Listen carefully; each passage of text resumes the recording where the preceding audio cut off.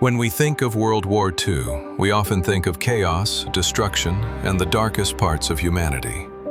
But beneath the brutality, a chilling truth remains. Nazi Germany wasn't just fighting battles on the front lines. They were inventing things that pushed the boundaries of science, technology, and even reality itself. And some of those technologies were so advanced, so dangerous, or so morally twisted, they were banned or destroyed after the war. Erased, buried, and forgotten.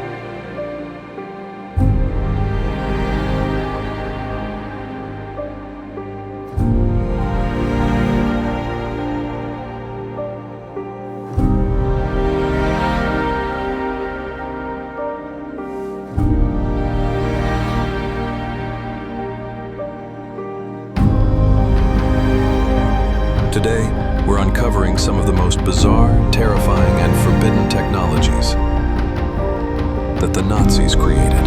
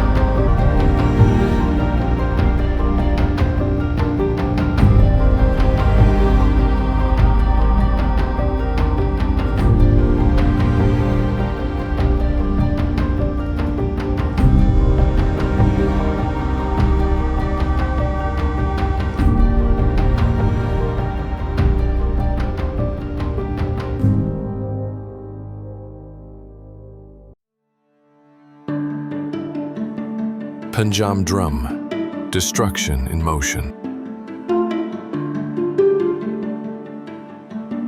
This unusual technology is designed for coastal defense. It was equipped with two explosive-filled wheels that were propelled by rockets.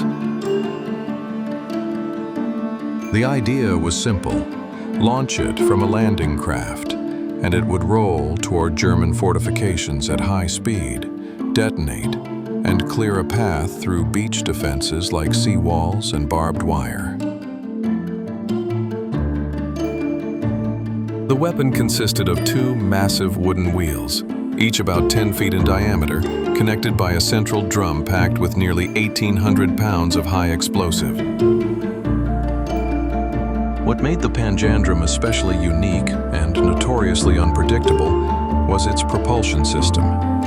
Dozens of cordite rockets were strapped around the rim of each wheel, and when fired simultaneously, they were supposed to propel the device forward like a blazing, explosive chariot.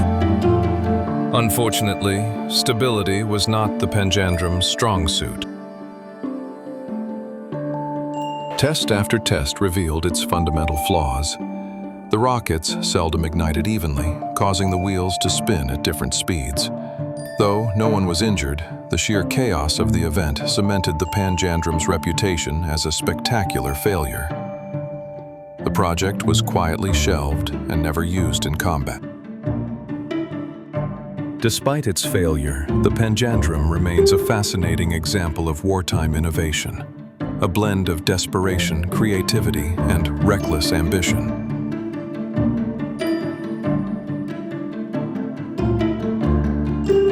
Horten Ho 229, the Ghost Falcon.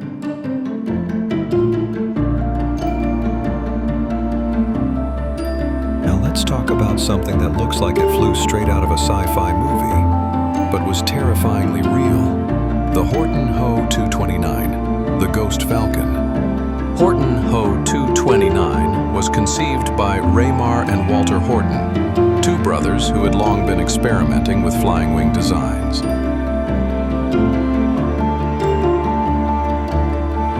Their goal was to produce an aircraft with minimal drag and maximum speed, an ideal shape for both performance and, as it turned out, radar evasion.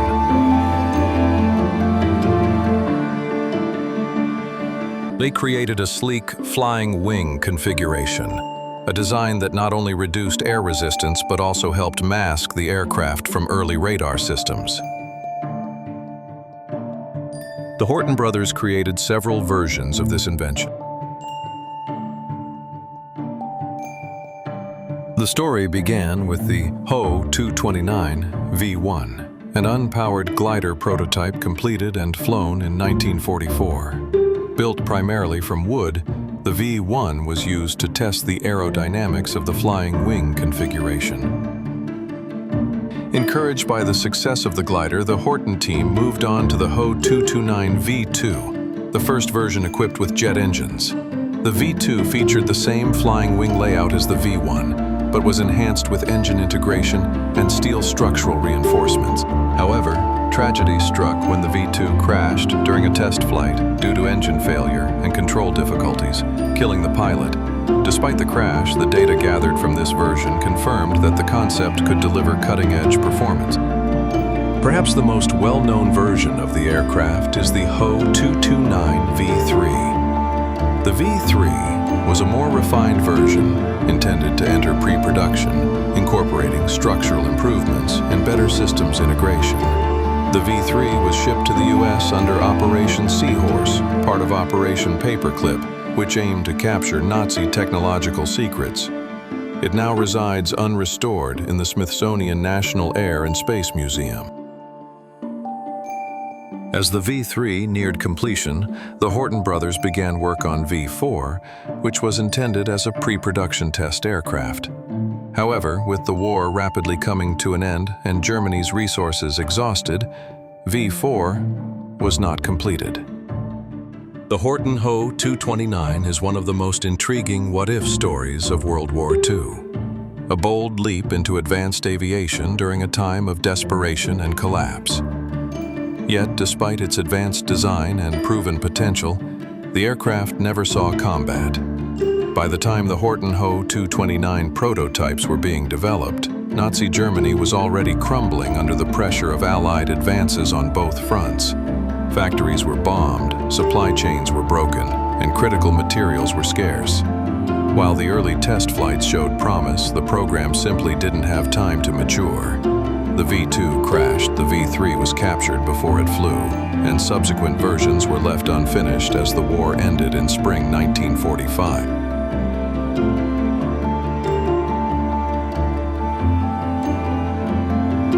The Ghost Falcon came too late to change the end of World War II, but it quietly helped shape the future of aviation, just like a real ghost. Even though it never went into battle, its unique design inspired aircraft engineers for many years. It helped lead to the creation of modern stealth planes. Its true impact wasn't in the war it missed, but in the ideas it left behind, silently guiding the future of flight. Dora and Gustav, the Iron Thunder. Imagine a gun so massive it needed a train just to move it.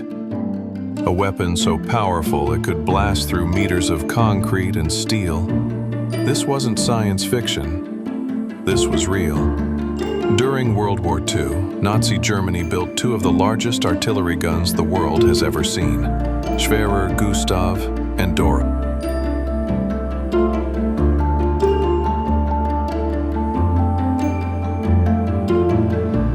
Designed to crush enemy fortresses, this giant was an engineering marvel, but was he truly useful in battle? Let's uncover the story behind the biggest guns in war history.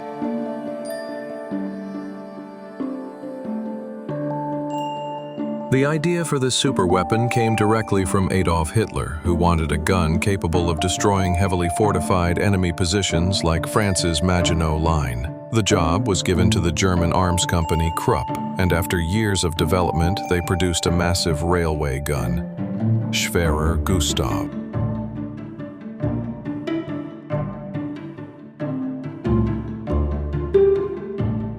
The gun weighed around 1,350 tons, had a barrel caliber of 800 millimeters, and could fire shells up to 7 tons in weight over distances of up to 47 kilometers. To operate him, the Germans needed over 2,000 people, special railway tracks, cranes, and weeks of preparation. The weapon itself was called Gustav, and the rails that powered the weapon were called Dora.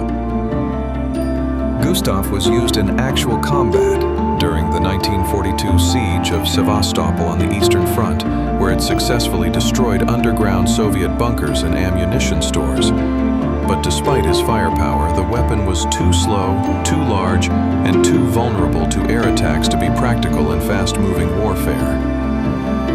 As the war turned against Germany, the gun was pulled back and eventually destroyed by German forces themselves to keep him from being captured by the Allies.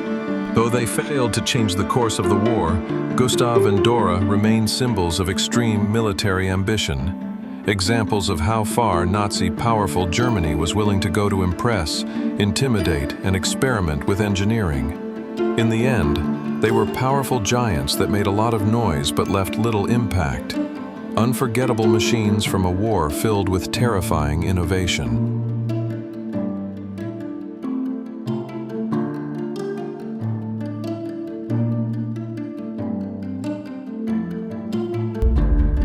Goliath, the steel bug. Imagine a tiny tank, no bigger than a suitcase, crawling across a battlefield with one mission: to blow itself up. During World War II, Nazi Germany created the Goliath, a small, remote-controlled vehicle packed with explosives, designed to destroy tanks, bunkers without risking soldiers' lives. It looked like a toy, but it was built for war. This is the story of one of the strangest weapons of World War II.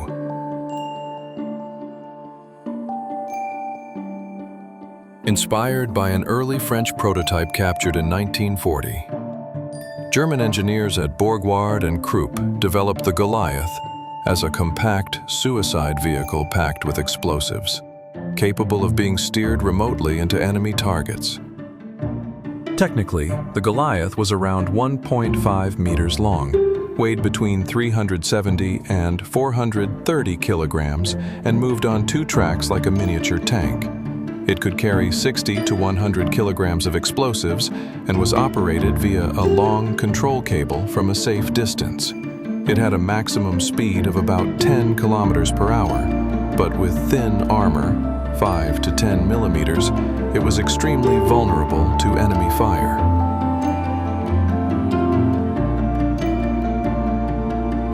The Goliath saw action on both the Eastern and Western fronts. Despite its advanced concept, it was not successful in practice. The Goliath was too slow, easily damaged, and its long control cable could be broken or jammed. It also struggled with rough terrain and obstacles, often failing to reach its target.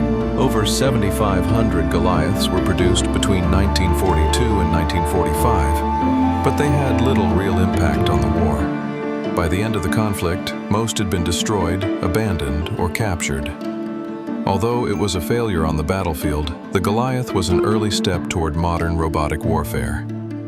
Its concept influenced the development of unmanned ground vehicles, remote-controlled bomb robots, and even modern suicide drones used in today's conflicts. Ultimately, the Goliath stands as a symbol of Nazi Germany's experimental military technology, an ambitious concept that was ahead of its time, but one for which technology was not yet fully prepared.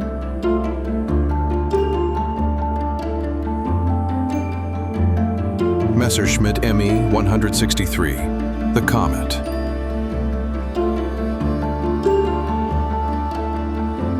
The Messerschmitt was Nazi Germany's radical attempt to dominate the skies with pure speed. It could outclimb and outrun anything the Allies had, but at a deadly cost. This is the story of the world's only operational rocket-powered fighter. Messerschmitt Me 163.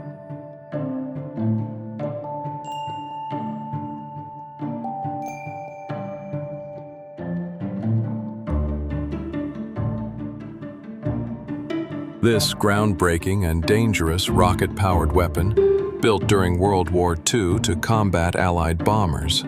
Introduced in 1944, it was the only operational rocket fighter in history.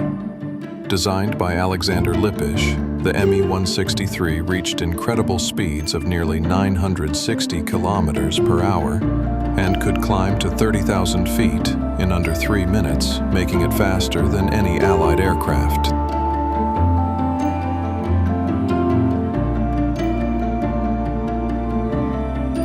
Powered by a volatile rocket engine using T-STOF and C-STOF fuels, it posed more danger to its own pilots and ground crews than to the enemy. One of its biggest weaknesses was its extremely short-powered flight time. The rocket engine had only enough fuel for about 7 to 8 minutes, which meant pilots had almost no time to find enemy bombers, line up a shot, and escape safely. After the fuel ran out, the plane had to glide back to base, making it highly vulnerable during return. Fueling was also extremely dangerous. The Messerschmitt used 2 hypergolic liquids, T-STOF and C-STOF, which would ignite violently on contact.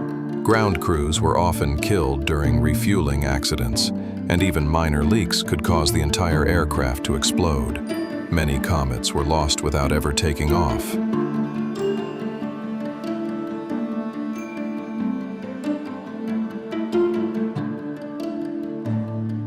In combat, the Comet's incredible speed actually worked against it. It flew so fast that pilots had only a split second to aim and fire at Allied bombers, and accurate targeting was nearly impossible. Even with its powerful 30mm cannons, the Comet struggled to score kills. Ultimately, it shot down very few enemy aircraft. In combat, the Comet's incredible speed actually worked against it. It flew so fast that pilots had only a split second to aim and fire at Allied bombers, and accurate targeting was nearly impossible. Ultimately, it shot down very few enemy aircraft.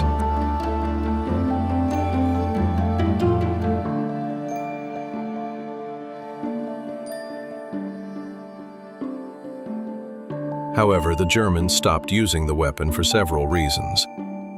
Firstly, it was extremely dangerous to fly, with high speeds and risky engine fires.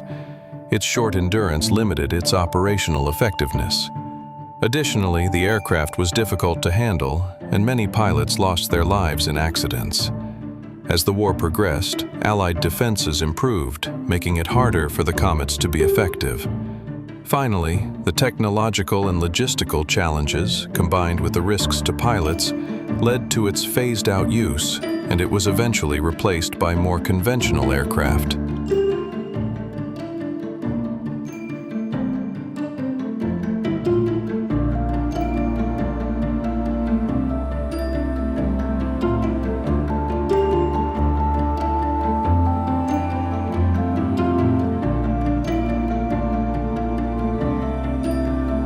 By early 1945, the Germans stopped using the Me-163. They realized that even though the Comet was fast and had a unique design, it was too dangerous to fly. Messerschmitt, the world's first rocket-powered fighter, faster than anything in the sky. His brilliance was matched by its flaws. Unstable, deadly to its own pilots, and largely ineffective in combat, it became a symbol of Nazi Germany's desperation. A cutting-edge weapon that came too late, did too little, and cost too much.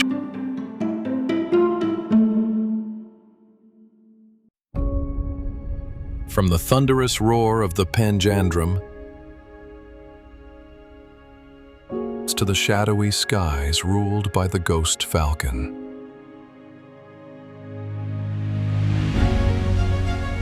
And from the monstrous might of Dora and Gustav, shaking the earth with every shell,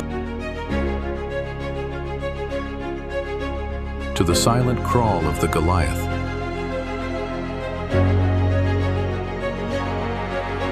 from the blazing speed of the Messerschmitt,